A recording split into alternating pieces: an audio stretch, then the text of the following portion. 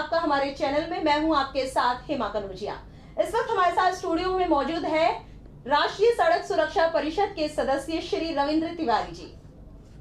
Sir, आपका बहुत बहुत स्वागत है हमारे चैनल में। जी नमस्कार। सर, मेरा सवाल है कि इस वक्त वर्ल्ड में सबसे ज्यादा जो रिकॉर्ड बने हैं सड़क को लेकर, जो बहुत सारे रोड बने हैं, गिनीज वर्ल्ड रिकॉर्ड में भी उसको दर्ज किया गया है, उसको लेकर आपका क्या कहना है?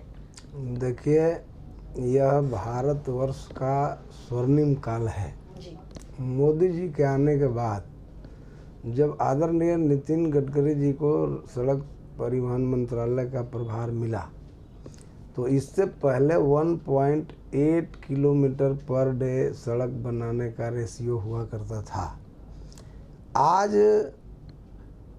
केवल सड़क बनाने में एक दिन नहीं, एक दिन में 2.5 किलोमीटर, 24 घंटे के अंदर में 2.5 किलोमीटर 4 लेन सड़क बनाने का वर्ल्ड रिकॉर्ड आया।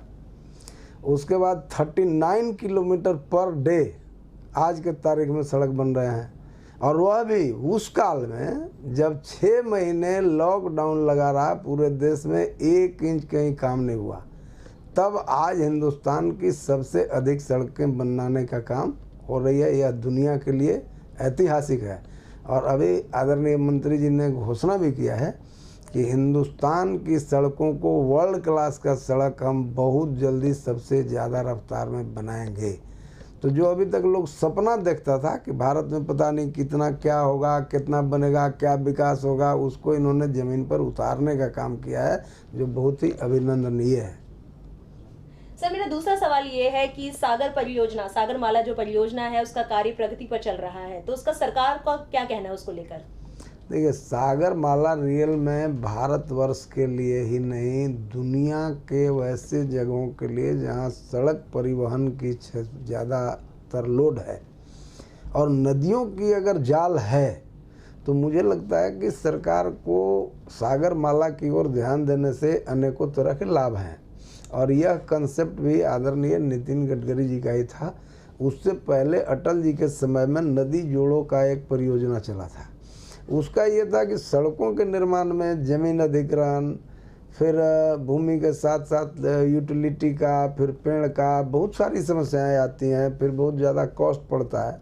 तो अगर हम सागरमाला के तहत अगर देश जल परियोजनाओं के माध्यम से जल मार्ग को अगर आगे बढ़ाता है, तो निश्चित रूप से देश को महंगाई कम करने में भी सहूलियत होगी, लोगों को रोजगार देने में भी सहूलियत होगी, नदियों को जोड़ने के बाद इरिगेशन की भी सुविधाएं मिलेंगी। इसलिए यह बहुत ही बृहत योजना है, और यह मुझे अंदाजा है कि मोदी जी के नेतृत्व में इसमें काफ़ी सफल रहेगा। सर, सागरमाला जो परियोजना है उसे सार्वजनिक कर दिया गया है, तो आपको क्या लगता है कि इससे सरकार को और जनता को कौन सा फायदा होगा, कौन से नुकसान उठाने पड़ेंगे? देखिए, ऐसा है कि प्राइवेटाइजेशन, जिसको हम सार्वजनिक या निजीकरण कहते हैं, आज के तारीख में इस पर बड़ी हंगामा है। इसका सही बात यह है कि आम लोगों को इसके बारे में पता ही नहीं है। अब जैसे सरकारों को व्यापार करना चाहिए कि आम लोगों के भले की बात करनी चाहिए, ये बात समझने की होगी। आज तक जो सरकार, जो पूर्व में जो सरकारी निगम बना करके जो कंस्ट्रक्शन के क्षेत्र में, निर्माण के क्षेत्र में जो आई, उस सारे के सारे लाखों हजारों करोड़ के घाटे में जा रहे हैं। आखिर वह किसका नुकसान है? और आम जनता का अगर प्राइवेट पूंजी अगर आता है, फिर वह पूंजी लगाकर अगर उसमें 2 रुपया कमाता है, सरकार को टैक्स देता है, आम लोगों को उससे अनेकों सुविधाएं देती हैं, नौकरियां मिलती हैं, आम लोगों का ही विकास अंत होता है उसकी आमदनी से, तो इसमें कहाँ बिक कहाँ जाता है? आज तो हंगामा लोग करता है कि देश बेच रहा है, जबकि प्राइवेट होने का मतलब देश बेचना नहीं होता, उसके सर्विस को उसके माध्यम से दिया जाता है, जिससे सही मायने में आज अभी एक रेल को दिया गया है प्राइवेट में, आपको मैं याद कराऊं, तेजस। तो उसमें बहुत हंगामा हुआ, भाई ये तो बेच दिया गया। लेकिन सही मायने में आपका अगर एक रेल ट्रैक चलता है और वहाँ पर वो अगर 2 लाख रुपया घाटे में जाता है, और वही अगर 8 लाख रुपया कमाने के बाद अगर टैक्स के साथ 8 लाख रुपया आपको पर मंथ दे रहा है इस्तेमाल करके, तो इसमें नुकसान कौन सा करना चाहिए, कौन नहीं करना चाहिए? अभी एयर इंडिया 88,000 करोड़ के घाटे में जा रहा है। यह अंततः ये नुकसान किसका है? ये कौन भरेगा? इसलिए मुझे लगता है कि सरकारों को व्यापार करना छोड़ करके चुपचाप आम लोगों के हित का जो स्वास्थ्य और चिकित्सा है और सुरक्षा, ये 3 चीज़ छोड़ करके बाकी सारे विभागों को प्राइवेट कंपनियों को ही देना चाहिए, क्योंकि सरकारी कर्मी अब आम लोगों के काम करना पसंद नहीं करते। सरकारी नौकरी का मतलब हरामखोरी का लाइसेंस हो गया है। जी बिल्कुल सही कहा सर आपने, बिल्कुल। रविंद्र जी, मैं आपसे ये कहना, एक सवाल मैं आपसे ये पूछना चाह रही हूँ कि अभी कोविड-19 को लेकर आप जान रहे हैं कि कितना वायरस बढ़ता जा रहा है लगातार। अब जो गाड़ी में जो चालक होता है उसको भी अकेला, अगर वो अकेला गाड़ी चला रहा है तो उसको मास्क पहनना अनिवार्य है, और अगर वो नहीं पहनता है तो उसके चालान काट दिए जाते हैं। लेकिन अकेला जो व्यक्ति अगर गाड़ी चला रहा है तो उससे क्या सुरक्षा होगी?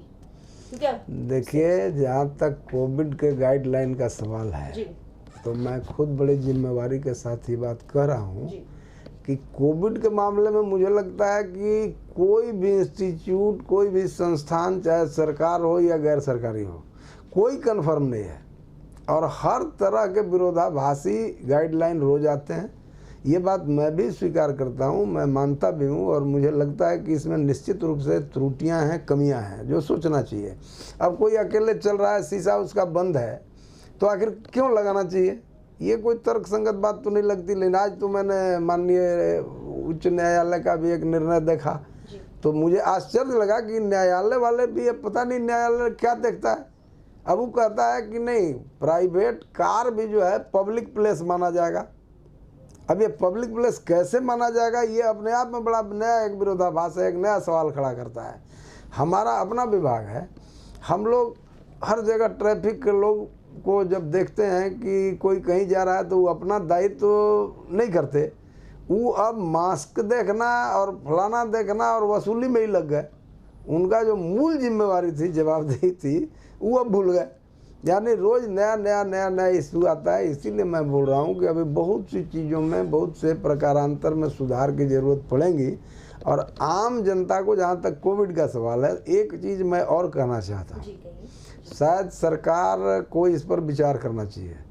कोविड के जो लक्षण बताए जाते हैं प्राइमरी स्तर पर, वह बहुत आदिकाल से इस तरह की बीमारियां सार्वजनिक रही हुई हैं, और इसके जब कोई इलाज तात्कालिक नहीं थे तो आखिरकार उन्हीं दवाइयों से अगर ये ठीक भी हो रहा है, 98% रिकवरी हो रहा है, तो मुझे लगता है कि इस तरह का हुआ बनाना किसी भी दृष्टि से राष्ट्रीय हित में नहीं है। दुनिया में कहीं होता होगा, लेकिन हिंदुस्तान के लोगों का बहुत सा स्ट्रॉन्ग है। और इम्यूनिटी का जहाँ तक सवाल है तो केवल इम्यूनिटी ही इसमें बोलते हैं लोग कि इम्यूनिटी को ही बूस्टअप कीजिए, तो यहाँ के लोगों को इम्यूनिटी ऑलरेडी बूस्टअप है, तो इतना अनावश्यक नहीं करना चाहिए। लेकिन अब फिर भी अब विज्ञान का और डॉक्टरों का कहना है, पता नहीं इसमें कहाँ तक कितना है, लेकिन आम जनता के लिए मुझे लगता है कि इस पर जरूर विचार किया जाना चाहिए। रविंद्र जी, मेरा आखिरी सवाल है आपसे कि जब एक चालक, एक आम आदमी अपनी गाड़ी का इंश्योरेंस कराता है तो उसके बाद भी वो मतलब चक्कर काटता रहता है, कभी वो बैंक के चक्कर काट रहा है, कभी वो कोर्ट के चक्कर काट रहा है, कभी इंश्योरेंस जो एजेंट होते हैं वो उनके घर के चक्कर काट रहा है, फिर भी उनको मतलब कोई सहूलियत नहीं मिल पाती। तो आपको नहीं लगता कि इसके लिए कोई ठोस कदम उठाने चाहिए सरकार को? देखिए, अभी फिलहाल इसी सत्र में हमारा राष्ट्रीय सुरक्षा परिषद की अभी बैठक हुई थी। मैंने खुद इस विषय को उठाया है और रिपोर्ट भी किया है। क्यों? क्योंकि जो इंश्योरेंस का जो एसेंशियलिटी जो बनाई गई, अनिवार्य जो किया गया, उसके पीछे सरकार की एक मंशा रही है कि गाड़ियाँ जब सड़कों पर चलती हैं तो जो आम लोग सड़क पर चल रहे हैं उनको अगर कोई नुकसान हो जाता है, दुर्घटना होने से, कुछ और होने से, तो उसकी भरपाई तत्काल हो सके। लेकिन ये सच है कि इंश्योरेंस कंपनियां इसको केवल कमाई का जरिया बना ली, जो मूल उद्देश्य था उसके हिसाब से ये काम नहीं कर रही हैं। हम लोगों ने खुद रिपोर्ट देखा है और इस पर निर्देश है कि 24 घंटे के अंदर में किसी का भी अगर क्लेम है तो उसको निष्पादन करना है। लेकिन ये लोग करते नहीं, ये एजेंट बनाते हैं। वो जब हमारी बात हुई थी तो मैंने खुद पूछा कि अब तो यार तुम लोग प्रोडक्ट बेचने लगे, तो इंश्योरेंस में प्रोडक्ट क्या होता है? वो छोटा छोटा टर्म्स एंड कंडीशन प्रिंट करता है, उसमें एक वो कहेगा कि 22,000 लगेगा, दूसरा कहेगा 18,000 कहेगा, तीसरा कहेगा कि 14,000 लगेगा। छोटा छोटा टर्म्स एंड कंडीशन डाल देगा और जब क्लेम करने जाएगा तो कहेगा कि आपके इंश्योरेंस में ये नहीं है एंट्री, ये नहीं है, ये नहीं है, ये नहीं है, ये नहीं है।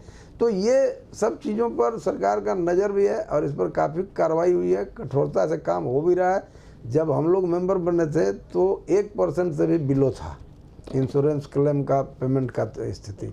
आज हम लोग उसको बहुत ऊपर ले गए हैं और अब आगे आने वाले समय में उसमें काफ़ी सुधार होगा, और नहीं तो उस पर एक ऑप्शन हम लोग ये भी देने के लिए है, सरकार आगे विचार किया है कि पब्लिक अपना नुकसान खुद झेलेगा, जो ये होगा उसको मर्जी होगा इंश्योरेंस कराएगा, नहीं मर्जी होगा नहीं कराएगा, इंश्योरेंस कंपनियों का मोहताज नहीं रहेगा। हाँ, सड़क पर चलने वाले को अगर कोई दुर्घटना में नुकसान होती है तो उसका भरपाई ऑनर के ऊपर ही लायबिलिटी फिक्स किया जाएगा। इस तरह की बातें चल रही हैं, हो सकता है आने वाले समय में इस तरह का कोई एक नया नोटिफिकेशन आए। जी, आपका बहुत बहुत धन्यवाद, आपने इतना कीमती समय दिया रविंद्र तिवारी जी, आपका बहुत बहुत धन्यवाद। तो जैसा कि आप सब जानते हैं कि हमने कई अहम मुद्दों पर रविंद्र जी से बात की और उम्मीद करते हैं कि आपको अपने सवालों के जवाब मिलेंगे और जल्द ही आपसे फिर मुलाकात होगी। नमस्कार।